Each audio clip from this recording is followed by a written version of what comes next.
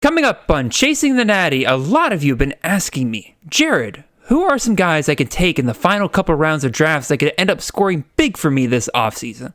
Well, I've decided to let you all take a look at my rankings, and today we'll be covering the 10 highest rated wide receivers in my rankings who are currently going in the last 5 rounds of drafts or later. A lot of upside to be discussed, so let's get right to it. We have all of that and more coming right after this.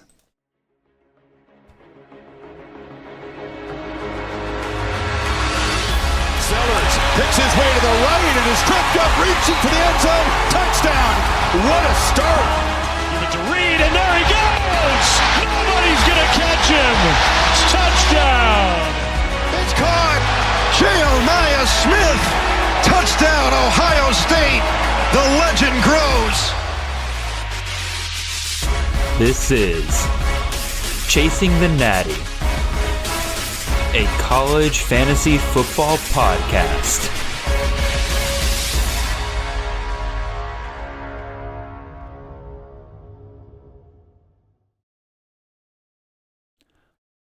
All right, welcome in everyone. This is Jared Palmgren, host of the Chasing the Natty podcast. I hope you guys are having a wonderful ride to your work on this Monday morning.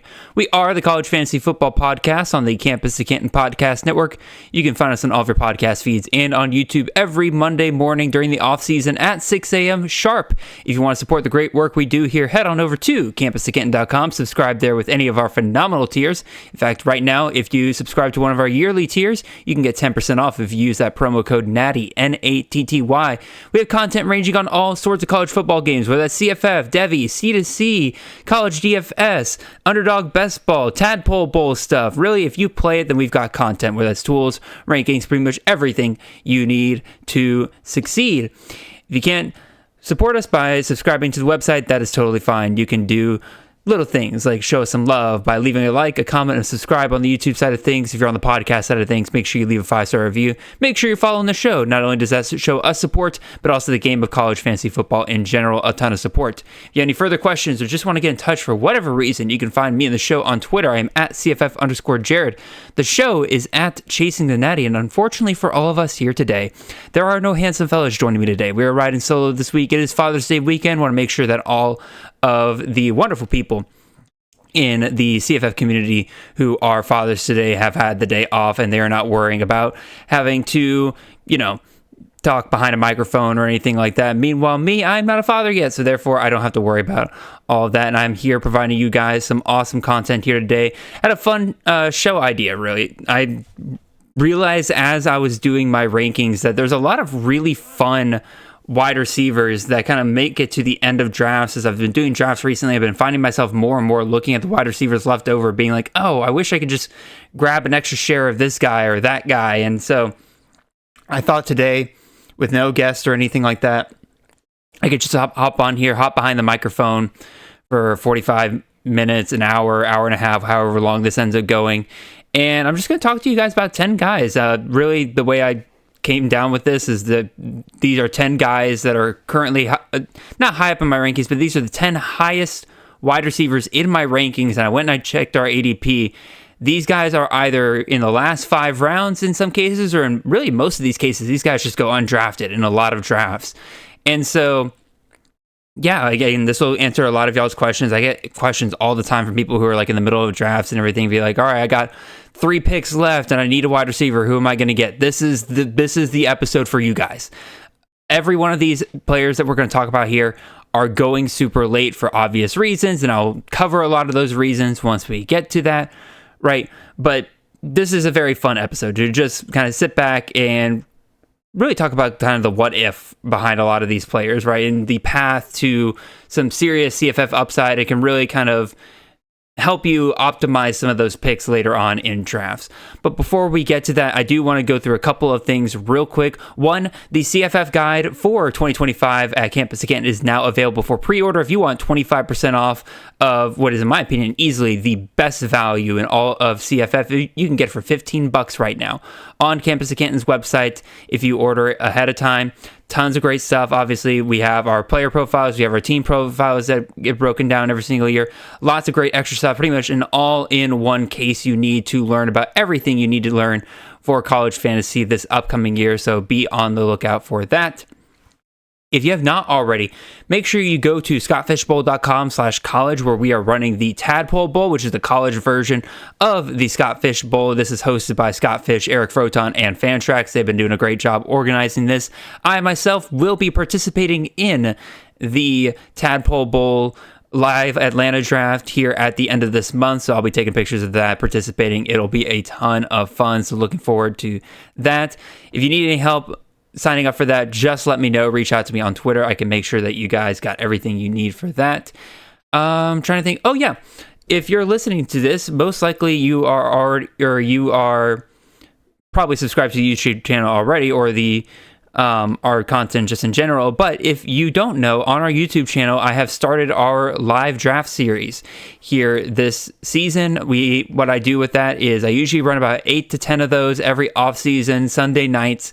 30-round best ball, $5 chip in and everything, and I will invite on a guest, and we'll just have a grand time. We'll answer your CFF questions in the chat. We'll run a 30-round draft and everything. Lots of great stuff. Go check those out. I did the show with Josh Chevalier this week. He's awesome. The show's awesome. Make sure you go check it out. It's a ton of great information. And if you want to participate, reach out, and I can make sure you get into a future draft here in the next couple of weeks, or just make sure you tune in live every Sunday, pretty much every Sunday from here now until the start of the season. I think the only weekends that I'll be taking off are July 4th, and then I think there's one other weekend in there that I'll be taking off, but I can't remember the schedule off the top of my head. So, that being said, I think that's all of the homework. I got to get out of the way, all the housekeeping notes and everything like that, so I think now is the time to really just get right into this. Let's head on over. Let's start talking about these wide receivers again. I will say most of these wide receivers fall, I would say, in my rankings around wide receiver 49 through 75. I think all of these guys fit right in that range. And really, a lot of these guys are players that project actually really well when I plug them into my projection calculator. But a lot of times there's reasons for me to kind of back off, right? I put in a whatchamacallit, how do I say this? A discount rating, basically, or a confidence rating, basically, that'll discount guys and their projections based on just how I'm kind of feeling, and that can be for a variety of reasons, right? Whether that's, a guy transferring in, whether that's a move up in competition, whether it's I don't like the coaching staff and stuff like that. And you'll see that for a variety of reasons, we'll kind of touch on guys like that here today. So the first one here, we're going to just start at my highest ranked guy and just kind of work through all of those guys. Like I said, again, that range is pretty much from wide receiver 49 to wide receiver 75. So we'll start here with our first one here, and that is going to be Javon Tracy, the wide receiver out of Minnesota, formerly of Miami of Ohio. And I can already hear some of y'all out there talking to me being like, Jared, you always don't like G5 to power 4 wide receiver transfers. What's changing here now? Well, once again, I will remind you guys that these are players that are going very late in drafts for a very good reason, that being one of the reasons. 2, as I'll explain here in a second, there's some things that I like about this potential landing spot here for Tracy and his potential in this system, right? So I'll just kind of start this off by saying, it's been a minute, it had been a minute since we had a true PJ Fleck wide receiver 1 again, right? The last one we got before Daniel Jackson these last 2 years was Rashad Bateman back in 2020, and then Tyler Johnson the 2 years prior. For those of you who want to remember way back, Fleck was also responsible for the Corey Davis Western Michigan years and Daniel Braverman years there. He is no stranger to giving us awesome CFF wide receivers.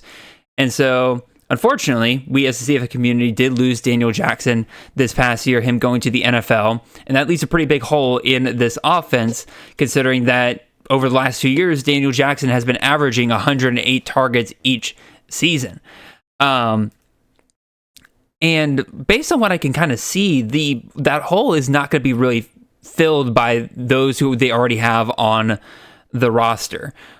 Sports Illustrated writer Tony Liebert stated in his article for the Golden Gophers that Javon Tracy, Logan Loya, and Lemeki Brockington have kind of established themselves as the top 3 options. So that kind of narrows it down for us already. If there's going to be a top wide receiver, it's going to be one of those 3 guys.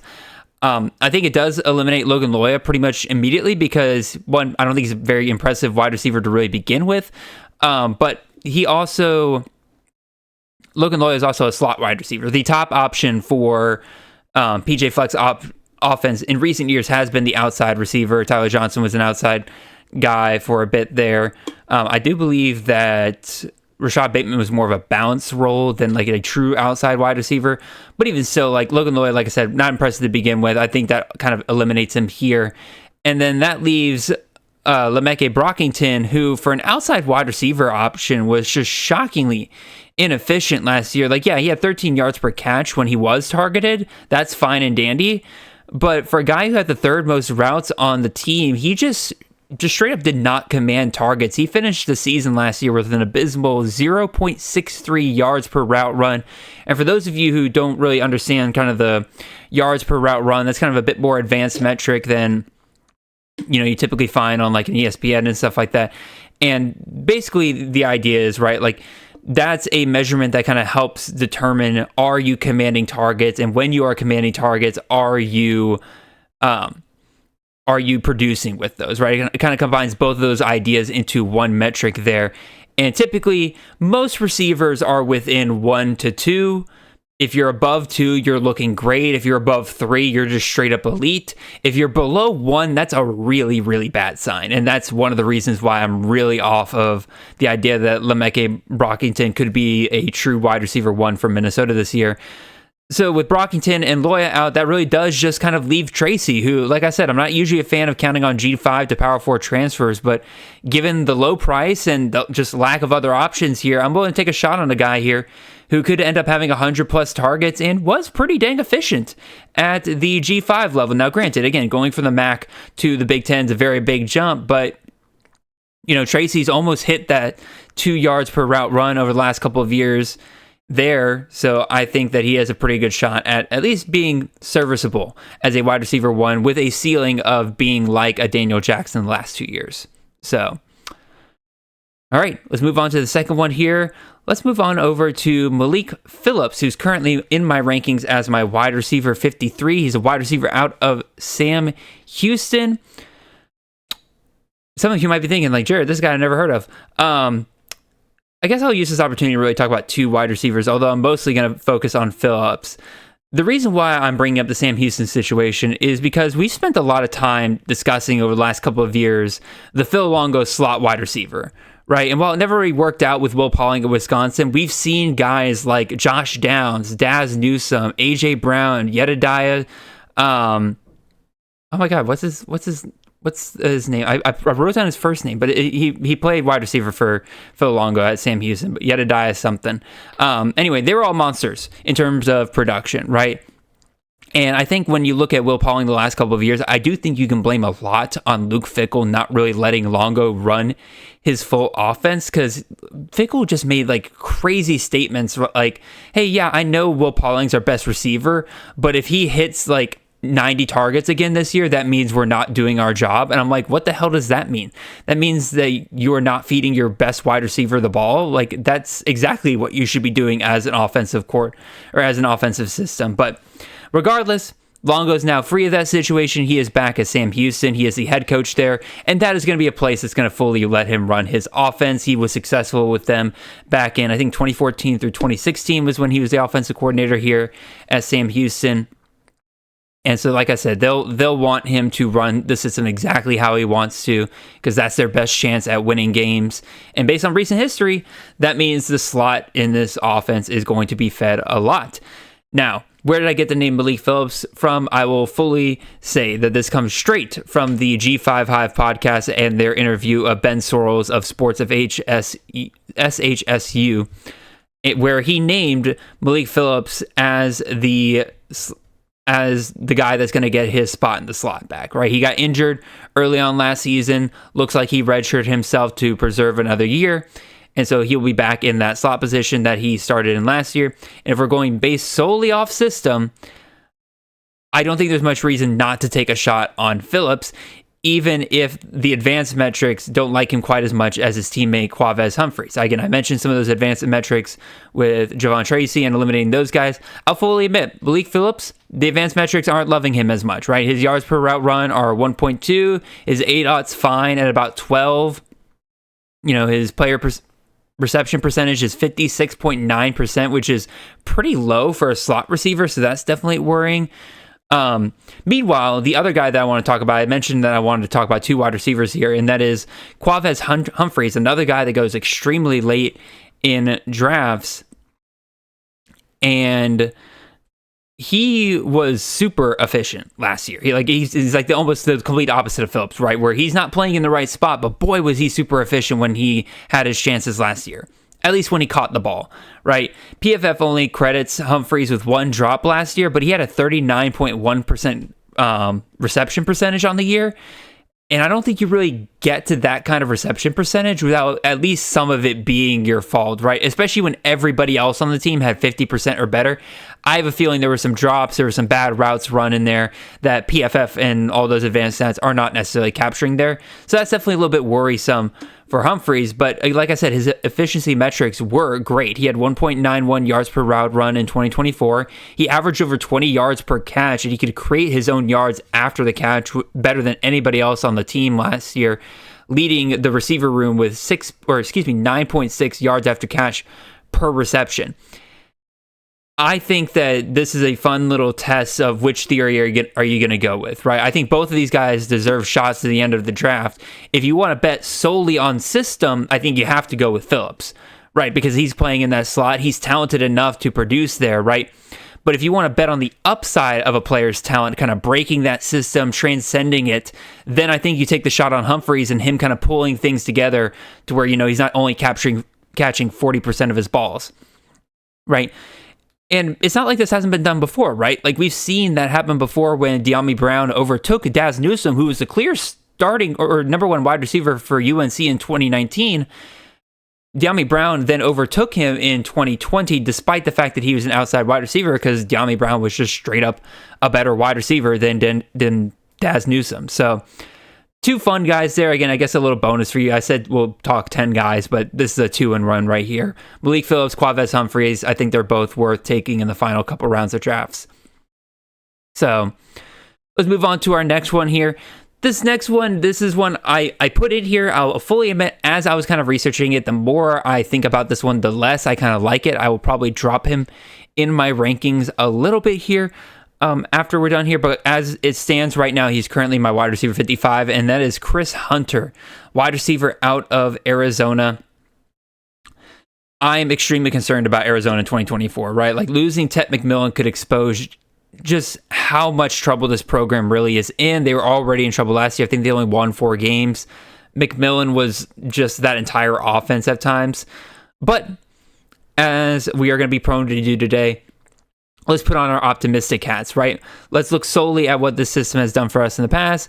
And when you look at that, you got to take a look at the outside wide receivers in this system. Brett Brennan has been a bit hit or miss when it comes to top wide receivers for CFF the last couple of years, but when he does have one, they can be absolute gold. Like, obviously, we saw Tet McMillan last year, 130 targets. You weren't going to not feed a guy like that. But even before that, we've seen the likes of Elijah Cooks in 2022, Trey Walker and Bailey Gaither in 2019 and 2020 were both great outside wide receivers for Brennan's system there. So now we take a look at what Arizona has this year, and lucky for us, Chris Hunter was clearly the second guy for targets for Arizona last year, although he was, again, for an outside wide receiver, very worryingly inefficient. 9.2 yards per catch and only 1.2 yards per route run. I think he's going to need to take a real big step forward in year 4, if he is year 4 being in this program, if he's going to be that top guy for Arizona. Wildcats do add Trey Spivey III from Kansas State, who's a bit more efficient at 11.4 yards per catch and 1.74 yards per route run. Again, a little bonus one there. You can go with Chris Hunter, or you can take the shot there on Trey Spivey. The only thing I'll say about Trey Spivey, though, is I'm not 100% sure that he's actually part of the starting lineup, versus I am 100% sure that Chris Hunter will be one of the starting one of the 2 outside wide receivers starting for the Wildcats this year. Some of you might be sitting there thinking, like, well, what about, the other transfers they brought in, like Chris Hunter, Luke Wysong. Yeah, I'm not really worried about Wysong, as I think he's 100% locked into the slot based on his size and skill set, and you're likely going to see him be second team there, with Chris Hudson likely starting over him anyway. And as I kind of mentioned before, when Brett Brennan has a true wide receiver one, it's almost never been a slot, right? Hudson is another story. He has been a bit more balanced in his history, right? But for the most part, his size and where he has been productive really says that he should be the starting slot for Arizona this year, which unfortunately for those who might have had him in Dynasty or something like that, kind of caps his ceiling a lot. So yeah, like I said, I'd say take a shot on either Hunty or Spivey. Like I said, Hunter I think is a bit safer right now, mostly because I think he will, like, it's locked in that he will be a starter for this offense. But also could very well be this offense is just too poor to really do anything, and the answer might be nobody here. That's kind of my concern, why I'm probably going to bump Hunter down just a little bit. That and the fact that, again, he's pretty dang inefficient. So we'll see. Next guy I have here, though, does not have that issue, and that is Deuce Robinson, the wide receiver out of Florida State. I currently have him as my wide receiver 59. He is currently heading over from USC over to Florida State, where Gus Malzahn is taking over as the offensive coordinator for the Seminoles. And during his time at Central Florida, Gus Malzahn really had two constants when it came to his offense. One was a great workhorse running back. We might discuss that next week, or, you know, may not have one of those this year. But the other thing he had was a top outside wide receiver, right? From 2021 to 2024, Ryan O'Keefe, Javon Baker, Kobe Hudson, they led the way for receiving for the Golden Knights in each of those years, always an outside guy. Hudson and Baker in particular were extremely efficient, which made up for their kind of lack of volume, right? Like Hudson only averaged 85 targets his last 2 years, which isn't bad volume per se, right? But definitely not that, 100 plus target mark we are wanting to see. But luckily, I think that Florida State has finally found that piece of gold in a pile of crap they've had at the wide receiver position lately. And I do really think that Deuce Robinson is one of the most under-discussed transfers this offseason, right? Despite being sixth in targets for USC last year, Robinson was easily the most efficient wide receiver for USC last year. He brought in 19.2 yards per catch. He was over 2 yards per route run over the last couple of years. That explosiveness really fits into what Malzahn has been utilizing the past couple of years with those outside wide receivers. I think he fits really well into the scheme. Now, obviously, what everybody's kind of worried about is the same thing I talked about just now with Arizona, right? Where this offense could be terrible again this year. Definitely a possibility, and that's part of the reason why he's going as late as he does. But I personally feel like there's a lot more reason to be optimistic about this offense this year. I like the quarterback situation better, even if you're not the biggest fan of Thomas Castellanos. Like that, it's a better situation than what they had last year. I like the receiving options that they've brought in better between Deuce Robinson and Squirrel White, even though, again, I'm not a huge fan of Squirrel White. I think they're both definitely a huge upgrade compared to what they had last year. And then the other thing about this is, right, I think, again, Robinson's locked in to be one of those starting outside guys, right? Like, who's going to compete with him for targets on the outside? Gavin Blackwell, Elijah Moore, LaWayne McCoy. Like, none of these guys really strike you as guys that are set to, give Robinson a run for his money, right? Like, Robinson's former 5-star receiver. He's performed well at USC the past 2 years, even if he was never really the top guy there.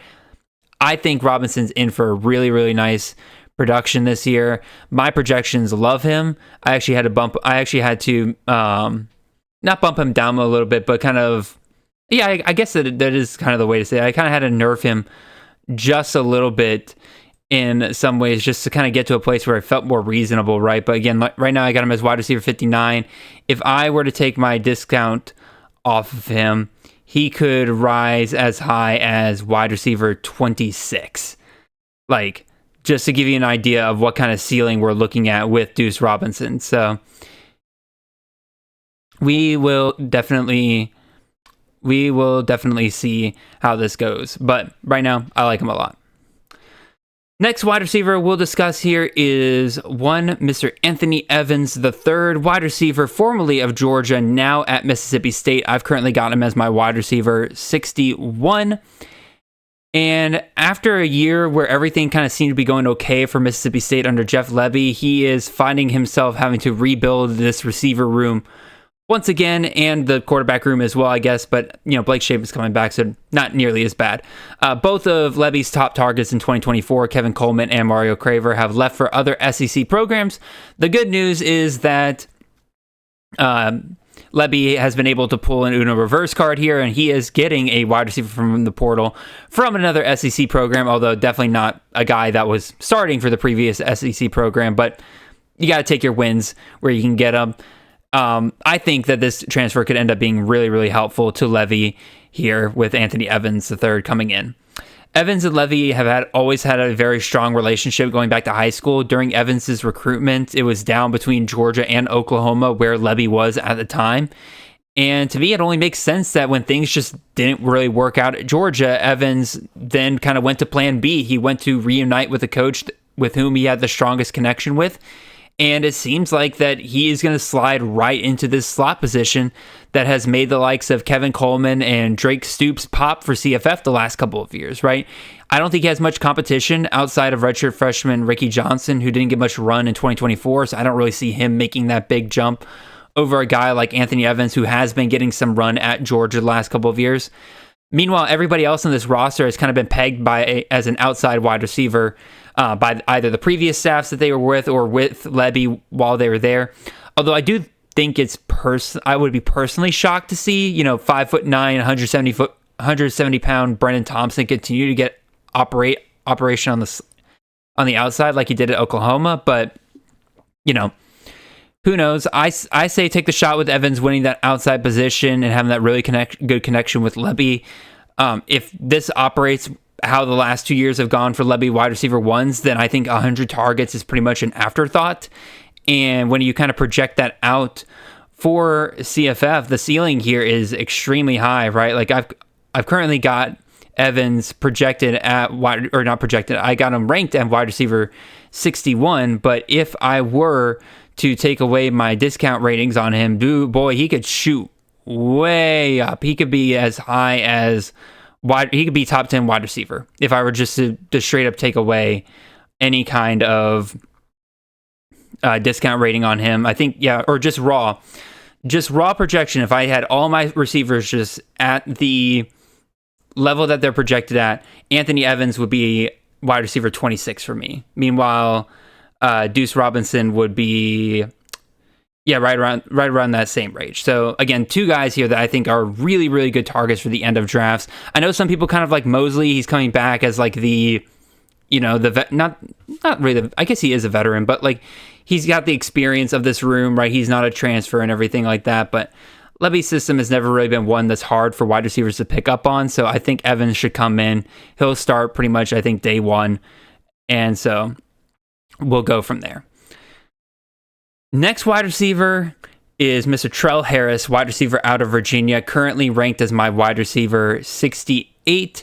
And boy, I don't want to trust this staff one bit here at Virginia. I'm just really not a big fan of Tony Elliott and them, but I can't deny that they've done good things for Malachi Fields the last 2 years. Fields playing on the outside for this system has averaged 97 targets. And Trell Harris, again, former Kent State wide receiver here, he looks to be in really good position to have a breakout year after missing much of 2024 with an injury. He'll probably slide right into that outside position.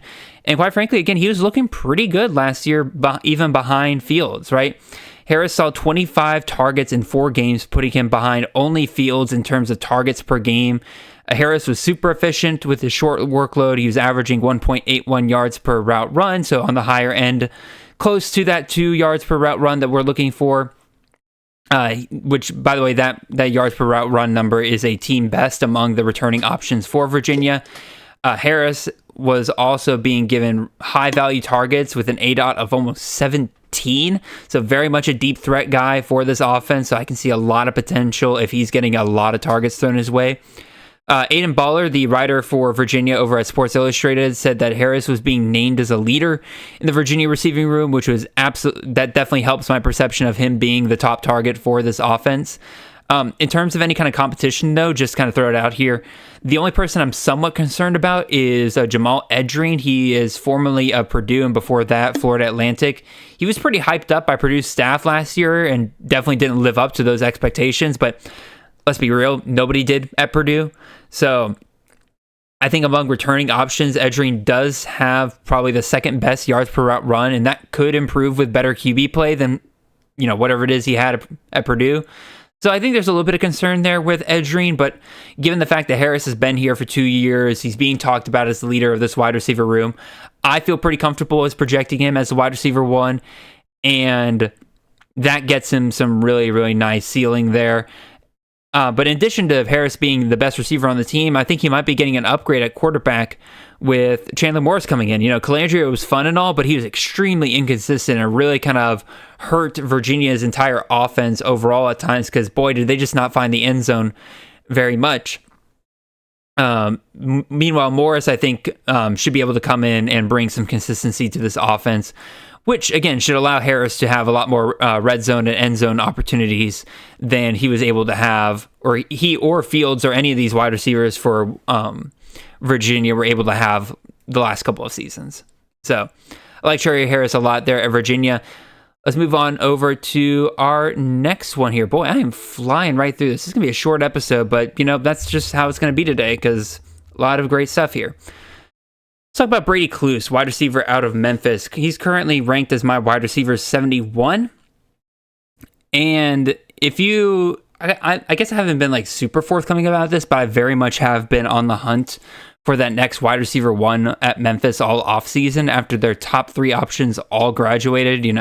Rock Taylor, Demir Blake-Humsey, and I think Kobe Drake is the last one.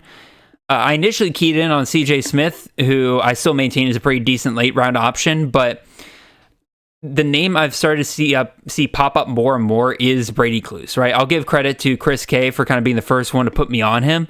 And then once I went back and looked at some Memphis spring reports, what little ones that we have, I did start to notice his name a lot more.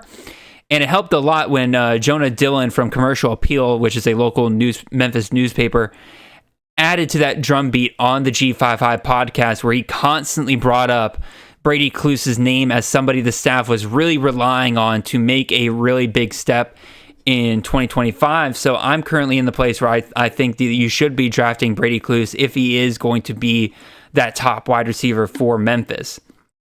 Little history on Clus. Again, he did redshirt his freshman season last year, which very much cut short the opportunities for us to see him. This also made it to where his sample size in college is extremely limited. Now, granted, in that limited sample size, Clus did impress a lot. He had 18 yards per catch, an extremely impressive 3.75 yards per route run. Again, I will stress that this was done on a total of 25 passing snaps. So again, I take those numbers a little bit of a grain of salt, but like I said, it's better for him to have really great numbers in a limited sample size than not so great numbers in a limited sample size. So we'll kind of roll with that for right now. We do know that Clus will be playing out wide like Rock Taylor. In terms of competition, I kind of already mentioned CJ Smith, who will be an absolute burner in this conference at this competition level. So I am a little worried about that. Memphis did also bring in Jadon Thompson from Cincinnati, who does admittedly have some pretty impressive efficiency stats behind him. He might be worth a shot in the final rounds of drafts as well, but I haven't heard nearly as much about him entering the starting lineup, so take that one with a grain of salt. Of course, with this Memphis offense, is the elephant in the room is quarterback Brendan Lewis, right? We discussed before how Lewis is starting in this offense could change the way we think about everyone on this offense. His rushing likely caps the ceiling of the RB1. His passing is definitely worse than what Memphis is used to with, Seth Hennigan. That'll obviously impact the receivers in terms of volume, right? Hennigan threw the ball 492 times last year. If we were to scale that down to 315 pass attempts, which Lewis did do last year at Nevada, that means the top outside wide receiver for this offense with that kind of volume is capped at about 73 targets, which definitely isn't good unless they're hyper efficient, which granted, Clus was hyper efficient in his limited run last year. But again, I highly doubt that's sustainable as he gets more and more reps. Now, I also will say that, again, that 315 pass attempts that I'm kind of throwing out there, I think that's the worst case scenario. I do think Brendan Lewis will be throwing more than what he did at Nevada. That's just the system that they're playing in. Now, again, I don't think he'll hit 492 pass attempts on the year like Hennigan did, but I could see him getting up to, like 350, 375. I think that's a pretty reasonable projection there. Actually, let me check. What do I have him projected at in my rankings? Where are you, Mr. Lewis? There he is. Found him. So I've got him projected at currently 355. And again, I could see him getting even higher than that potentially. So, but again, it does definitely impact what these receivers could do unless one of them really kind of breaks out in a big way. So, but I like Clus. And I like CJ Smith. And again, if you're in a really, really deep league, maybe take a shot on Jadon Thompson. But like I said, he hasn't really had that buzz that he's in the starting lineup of receivers. So next wide receiver that I will bring up here is Mr. Griffin Wild, wide receiver formerly of South Dakota State, now at Northwestern. I currently have him in my rankings as wide receiver 72. And this was one of those FCS to FBS transfers that kind of boggled my mind at first, right? Like Griffin Wild was the starting number one wide receiver for South Dakota State last year, right? He was their leading receiver. And once I saw, Jimmy Rogers, his offensive coordinator, and many of those other South Dakota State players all head to Washington State, I figured once I saw that Griffin Wild had entered the portal that it was a done deal that he would follow them there. And so then I was very surprised to see him then head to Northwestern of all places. But once I did a little bit more digging, it started to make sense, right? Because South Dakota State's previous offensive coordinator, Zach Lujan, who was their offensive coordinator between 2022 and 2023, he is now the offensive coordinator for the Wildcats. This is now his second year that he will be with Northwestern. So it now makes sense. Clearly, Wild has had some connection with Lujan that makes it to where he wants to go play for Lujan over, Rogers and the others, if this is a choice that he is indeed making, right? Lujan's top wide receiver has averaged 87 targets over 12 games the last 2 seasons. So I think that might have something to do with it, considering that is more than what the South Dakota State wide receiver 1 got last year.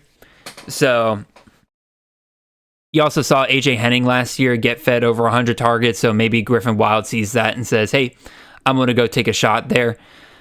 I say all this, and I'm not going to pretend that chasing after a Northwestern wide receiver 1 is even remotely glorious for CFF. Like, I can already hear some of you asking if I'm, pulling a muscle on this stretch here. But I think there might be something here. Again, Northwestern, they've had 1,000-yard wide receiver in the past 10 years, which granted is more than what Georgia can say.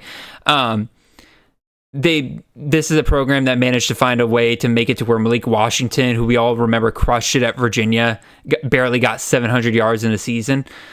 But the thing that kind of holds me back on casting full judgment on Northwestern for that is the fact that the one common thread since 2018 is that Northwestern just simply cannot get quarterback figured out. Since Clayton Thorson in that era, there have been 0 Northwestern quarterbacks who have topped 2,000 yards passing. They just keep having miss after miss after miss. Hell, since then, they've only had one quarterback who's played 10 or more games in a season. Like I said, they are either constantly rotating guys because they just can't find the right guy. Their guys keep getting injured. It's just been a huge string of bad luck for quarterbacks for this program, really the last 6-7 years. So it's no wonder wide receivers can't seem to get anything going, right? But here's the thing. Help is on the way for Northwestern. They get Preston Stone. He joins this locker room, and while he seems to have taken a step back since his injury, I still think he's easily the highest caliber quarterback that Northwestern has gotten in a long time. And while I'm not certainly expecting any kind of otherworldly numbers or anything here, I am expecting a quarterback who could support a wide receiver 1, which, like I said, is far more than anything Northwestern has provided their receiving options the last couple of years. So I think Stone will help out Wild a lot in this quest to be a wide receiver for CFF. The other thing here is also Wild's walking into a room where there's just not really any other options. Bryce Kurtz left after last year. AJ Henning's gone. The next biggest competition he has are two young guys in Drew Wagner and Frank Covey IV, and both of those guys are below that 1 yard per route run that we want to see, right? And so I don't expect much out of either one of those guys. I still think that makes Wild the best option for this receiver room. The only question now is, as I've kind of spoken with everything here, like, is Wild, with the help of Stone, going to be able to provide a much better option at receiver and kind of transcend this bad program we've seen over the last 7 years, or will they too be swallowed up like many before them, right? If I'm being honest, the latter is more likely, because it is really hard to break away from a bad program that's just constantly used to losing like that. But that's why they're going as late as they are, right? Nobody's really looking for a Northwestern wide receiver 1. I'm just here ringing the alarm bell saying, like, hey, for a 30th round pick, there's a path to some decent upside here if Wild and Stone can create a connection. So let's move on to our second to last guy here. That is going to be Jaden McGawan, wide receiver out of Charlotte. I currently have him as my wide receiver 74.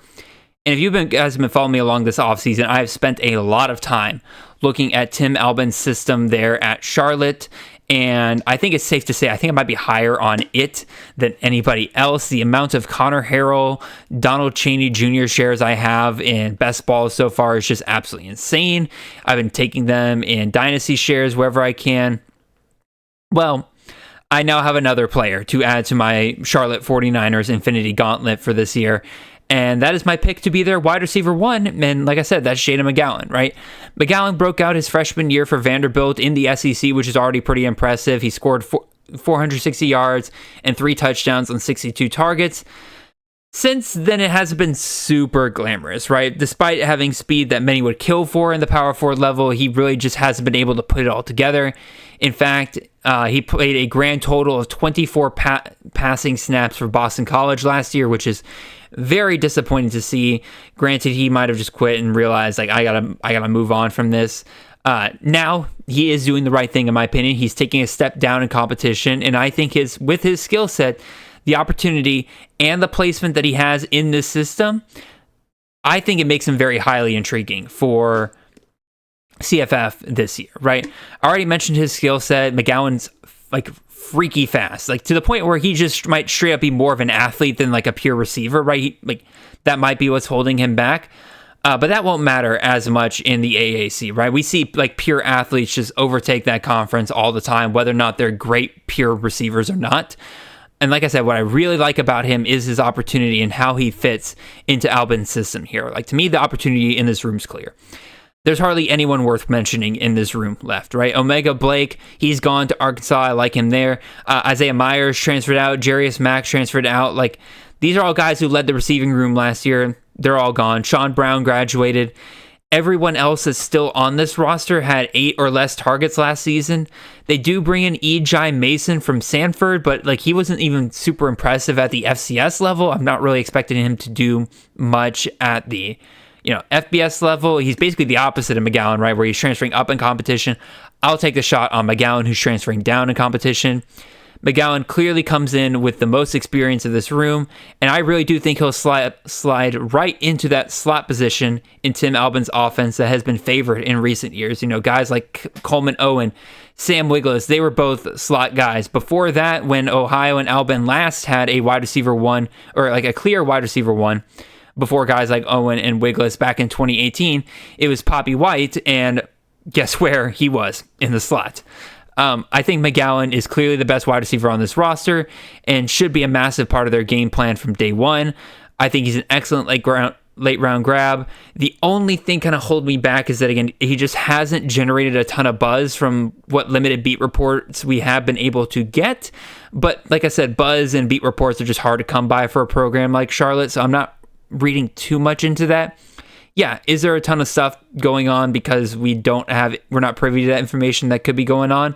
Sure, but as of right now, this is a 30th round draft pick that I'm more than okay with taking. That leads us to our final wide receiver for this episode, and that is going to be Mr. Bryson Graves, wide receiver out of Coastal Carolina. I currently have him as my wide receiver 75. In my notes, I have this labeled as like the biggest stretch. I think that might belong to Chris Hunter now that I think about it. But again, among the rest of the guys, I do think Graves might be the biggest stretch here. That's why I have him ranked the lowest, though. Coastal Carolina made a really interesting hire in 2025 when they brought in Drew Hollingshead as the offensive coordinator, right? For those of you who might not recognize that name, Hollingshead we last saw as the offensive coordinator for Western Kentucky in 2023. And more importantly, before that, Hollingshead was Mike Leach's basically right-hand man for years in Leach's air raid offense. And when Hollingshead is running the offense, he runs a decidedly air raid scheme, which is very, very different and a big change from what Coastal has run in recent years.